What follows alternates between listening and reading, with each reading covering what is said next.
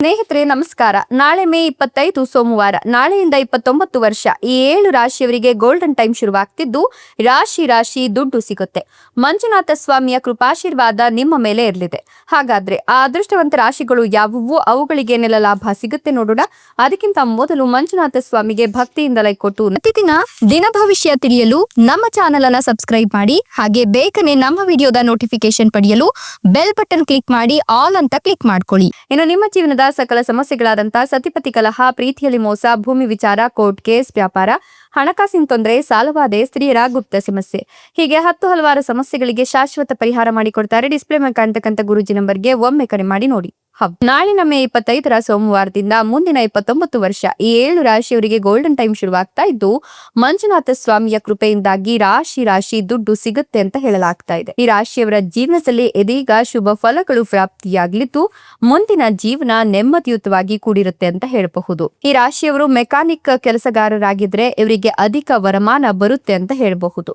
ಜೊತೆಗೆ ಈ ಒಂದು ಸಂದರ್ಭದಲ್ಲಿ ನೀವು ಏನಾದ್ರೂ ಹೊಸದಾಗಿ ಕೆಲಸ ಕಾರ್ಯಗಳನ್ನ ಆರಂಭ ಮಾಡಬೇಕು ಅಥವಾ ಉದ್ಯೋಗಕ್ಕೆ ಸೇರ್ಕೋಬೇಕು ಅನ್ಕೊಂಡಿದ್ರು ಕೂಡ ಒಳ್ಳೊಳ್ಳೆ ಅವಕಾಶಗಳು ಸಿಗ್ತಾ ಹೋಗುತ್ತೆ. ಈ ಸಂದರ್ಭದಲ್ಲಿ ನಿಮ್ಗೆ ಧನ ಸಮೃದ್ಧಿ ಆಗತ್ತೆ, ಆರ್ಥಿಕ ಲಾಭ ಸಿಗ್ತಾ ಹೋಗುತ್ತೆ ಅಂತ ಹೇಳಬಹುದು. ಜೊತೆಗೆ ಅದೃಷ್ಟದ ಸಂಪೂರ್ಣ ಬೆಂಬಲ ದೊರಕುವ ಸಾಧ್ಯತೆ ಹೆಚ್ಚಾಗಿರೋದ್ರಿಂದ ಜೀವನದಲ್ಲಿ ಪ್ರಗತಿ ಹೆಚ್ಚಾಗ್ತಾ ಹೋಗುತ್ತೆ. ಜೊತೆಗೆ ನೀವು ಜನರ ಮೇಲೆ ಹೆಚ್ಚಿನ ಒಲವನ್ನ ತೋರ್ತೀರಾ. ಹೀಗಾಗಿ ಈ ಅವಧಿಯಲ್ಲಿ ನೀವು ಸಾಕಷ್ಟು ಸಕಾರಾತ್ಮಕ ಫಲಿತಾಂಶಗಳನ್ನ ಕಾಣ್ತೀರಾ. ಈ ಸಂದರ್ಭದಲ್ಲಿ ಕೆಲಸದ ಸ್ಥಳದಲ್ಲಿ ಪ್ರಗತಿಯನ್ನು ಹೊಂದುವ ಪ್ರಬಲವಾದ ಯೋಗ ಕೂಡ ನಿರ್ಮಾಣಗೊಳ್ತಾ ಇದೆ. ವ್ಯಾಪಾರ ವ್ಯವಹಾರಕ್ಕೆ ಸಂಬಂಧಿಸಿದಂತೆ ಅತ್ಯಂತ ಹೆಚ್ಚಿನ ಲಾಭವನ್ನ ಈ ಅವಧಿಯಲ್ಲಿ ನೀವು ಪಡೆಯುವ ಸಂಭವ ಇದೆ. ನಿಮ್ಮ ಆತ್ಮವಿಶ್ವಾಸದಲ್ಲಿ ವೃದ್ಧಿಯಾಗೋದ್ರ ಜೊತೆಗೆ ನಿಮ್ಮ ವ್ಯಕ್ತಿತ್ವವು ಮೊದಲಿಗಿಂತಲೂ ಸಾಕಷ್ಟು ಬಲಶಾಲಿಯಾಗುತ್ತೆ. ಸಮಾಜದಲ್ಲಿ ಸಾಕಷ್ಟು ಗೌರವ, ಖ್ಯಾತಿ ಹಾಗೂ ಪ್ರತಿಷ್ಠೆಯಲ್ಲಿ ಹೆಚ್ಚಳವನ್ನ ಹೊಂದುವ ಎಲ್ಲ ಲಕ್ಷಣಗಳು ಗೋಚರವಾಗ್ತಾ ಇದ್ದು ನಿಮ್ಮ ಸ್ಥಾನ ಇದರಿಂದ ಮತ್ತಷ್ಟು ಬಲವಾಗ್ತಾ ಹೋಗುತ್ತೆ.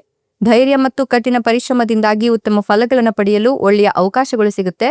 ಬಹಳ ಸಮಯದಿಂದ ನೀವು ಈ ಒಂದು ಸಂದರ್ಭದಲ್ಲಿ ಏನಾದ್ರೂ ಕೆಲಸ ಕಾರ್ಯಗಳನ್ನ ಮಾಡಿ ಮುಗಿಸ್ಬೇಕು ಅಂತ ಪ್ರಯತ್ನ ಪಡೆದಿದ್ದಂತಹ ಪ್ರಯತ್ನಗಳಿಗೆ ಹೆಚ್ಚಿನ ಸಕಾರಾತ್ಮಕ ಫಲಿತಾಂಶಗಳನ್ನ ನೀವು ಕಂಡುಕೊಳ್ತೀರಾ.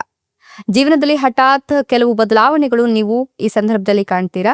ಜೀವನದಲ್ಲಿ ಮುಂದೆ ಸಾಗ್ಲಿಕ್ಕೆ ಒಳ್ಳೊಳ್ಳೆ ಉತ್ತಮ ಮಾರ್ಗಗಳು ಕೂಡ ಗೋಚರವಾಗ್ತಾ ಹೋಗುತ್ತೆ. ಕೆಲಸದ ಸ್ಥಳದಲ್ಲಿ ಹೊಸ ಜವಾಬ್ದಾರಿಗಳನ್ನ ಪಡೆಯುವ ಸಂಭವ ಕೂಡ ನಿರ್ಮಾಣಗೊಳ್ಳುತ್ತೆ.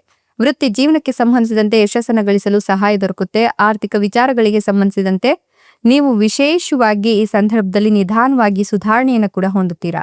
ಸ್ಥಿರತೆಯನ್ನ ಕೂಡ ಕಂಡುಕೊಳ್ತೀರಾ. ಬಹಳ ಸಮಯದಿಂದ ಅಪೂರ್ಣಗೊಂಡಿದ್ದಂತಹ ಎಲ್ಲಾ ರೀತಿಯ ಕೆಲಸ ಕಾರ್ಯಗಳು ಈ ಸಂದರ್ಭದಲ್ಲಿ ಪೂರ್ಣಗೊಳ್ಳುತ್ತೆ.